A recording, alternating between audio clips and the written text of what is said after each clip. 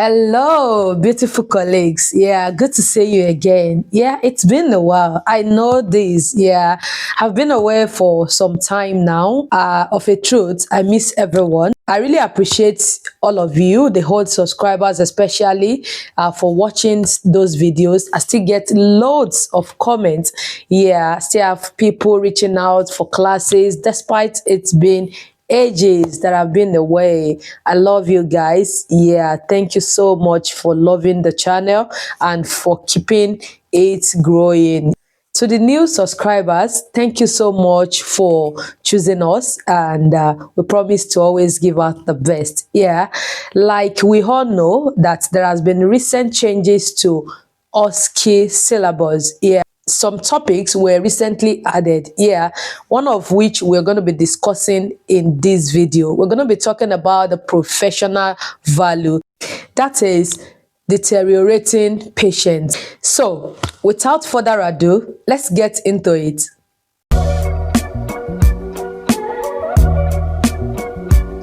So professional value is actually your ethical behavior. You, as a nurse, there are some behaviors that is expected of you, either you reacting to a colleague that might have done anything wrong or anything at all. It's just an ethical behavior, yes, that guides us in the profession. In OSCE, we've got some topics to look into regarding professional value. So for deteriorating patient that is recently added, you can have a similar scenario to this one on your screen.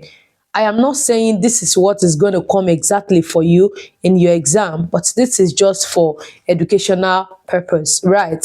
So let's take a look. The scenario could be like this. A new patient was admitted to the ward approximately 2 hours ago. You notice that the patient appears to be clinically deteriorating and generally unwell. You raise your concerns with a colleague responsible for the patient's care. However, they appear hesitant and reluctant to escalate the situation to senior staff, believing that no further interventions are required at this stage. So that is the scenario that is just read to you, right? So it is just a frame of what could happen, just to link it with this deteriorating patient. So if this is coming to you, even if it is not exam, do you understand now? There is a perceive of negligence in what I've just read.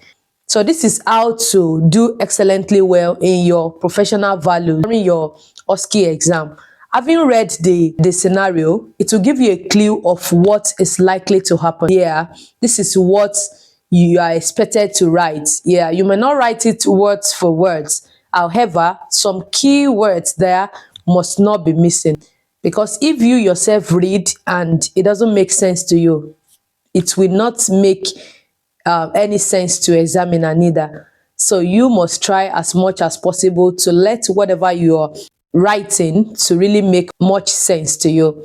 Just like you have on your screen, these are the likely answers to this scenario if I were to be the one to answer this. So you can adopt this as well in your exam and you can be sure of making it in this station. Let's look into that. The first one is, we recognize the patient's deterioration is a serious concern, and I will take patient vitals immediately, assess clinical condition, and document observations using standardized tools such as news charts. That is the very first thing I would do if I were to be the one. Of course, just like we read in the scenario, you raise concern with the person in charge of this patient's care, and the person appeared to be hesitant and thinking there is no need for care to be rendered to the patient. Okay, so the very first point there is valid, right? The second point, I need to escalate concerns to a senior nurse, doctor, or rapid response team and persist until patient has been seen by senior team as per news escalation policy. Yes, this is what exactly you should do. You should not just do as if the care of the patient is it's none of your business. No, you should persist until help has been sought after for this patient. Yeah. The next one, I need to clearly document the observations, escalation attempts, and decisions made in the patient's medical record using standardized tool to hand over informations. Yeah, again, you need to do this for the continuity of the care of this patient.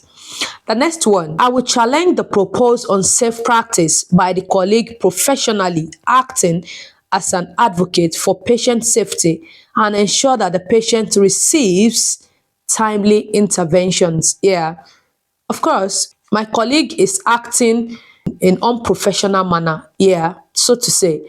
So I'm going to professionally address this, yeah. Acting as an advocate. Of course, we are an advocate to our patients towards their safety. The next one, I will acknowledge the personal responsibility for patient care as specified in NMC code.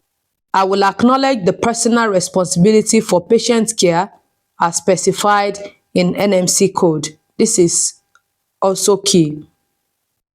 Then finally, last but not the least, it's my professional duty to report my colleague behavior to manager, which may result in a notification to the Nursing and Midwifery Council as failure to report my colleague as failure to report concerns may bring my own fitness to practice into question and place my own registration at risk, reflecting the duty of candor. So these are the points that is expected of you to put down in your exam. Somebody may be asking, is it compulsory we write all of this thing? They are not quite voluminous. It's something that when you take your time to study, you actually get what the information is all about. It's just about you frowning at an impolite behavior from your colleague. So even without you writing, if you are given this scenario, you will have a lot of things to write. Yeah. So that's being said, it could be that easy actually. Yeah.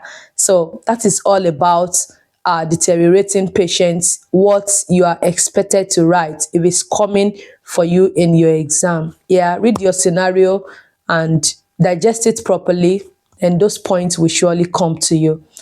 Yeah, thank you so much. If you need one-on-one classes, do well to reach out to us via the details on your screen. Be more than happy to attend to you. Yeah.